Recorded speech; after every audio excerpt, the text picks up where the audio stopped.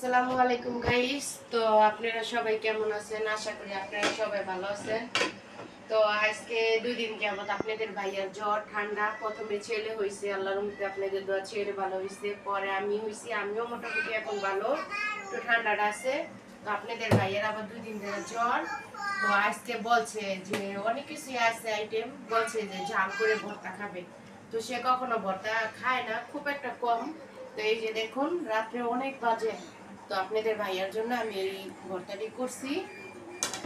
আর এই সাথে লেবু কেটে দিছি, আর এই যে দুপুরে এই যে ইলিশ মাছ কাঁচকলা দিয়ে রান্না করছি, আর এই যে ডাল। তো সে বলছে বর খাবে না, তো আমি যেহেতু মানুষের একটা কিছু তৈরি করে খাওয়াইতে পারি, আমার প্রাণপ্রিয় স্বামী সে খেতে চাইছে, আমি কি আর না বানাবো? এখন রাত্রে 12টার উপরে বাজে, তারপরও মনে করেন আমি আমার হাজবেন্ডের জন্য আমি এগুলো করছি। তো আপনারা সবসময় দোয়া করবেন, আমি জানি আমার স্বামী সবসময় এরকম খেয়াল রাখতে পারি, যত্ন করতে পারি। তো মাঝে মাঝে আপনাদের ভাইয়াকে আমি রাগও করি, অনেক বকা দিই, তো আপনাদের ভাইয়া আমার ভালোবাসাটা বোঝে। তো এখন আপনাদের ভাইয়াকে ভাত দিব। তো আপনারা দেখতে থাকুন আমার ভিডিওটা, যদি ভালো লাগে তাহলে আমার পাশে থাকবেন। আমি সবসময় একটা কথা বলি, এই কই তুমি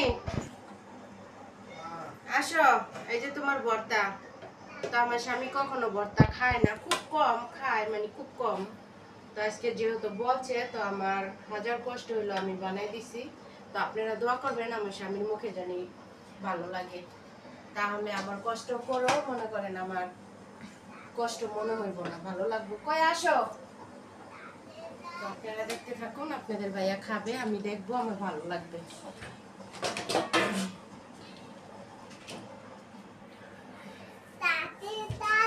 জামা গায়ে দেওয়া একটা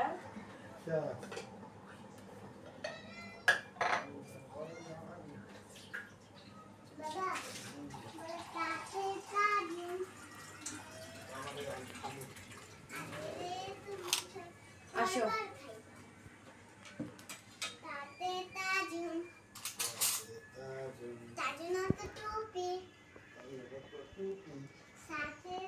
আসো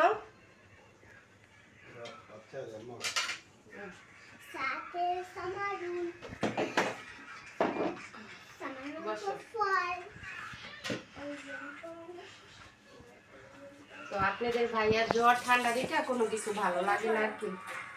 তো দোয়া করবেন যাতে ভর্তাটা দিয়ে ভাত খেতে ভালো লাগে। কোনটা দিব? এটা দিয়ে আগে একটু টেস্ট করো, তারপরে এই শুটকির ভর্তাটা খাইবা, ঠিক আছে? আমি আরেকটা চামচ দিতেছি।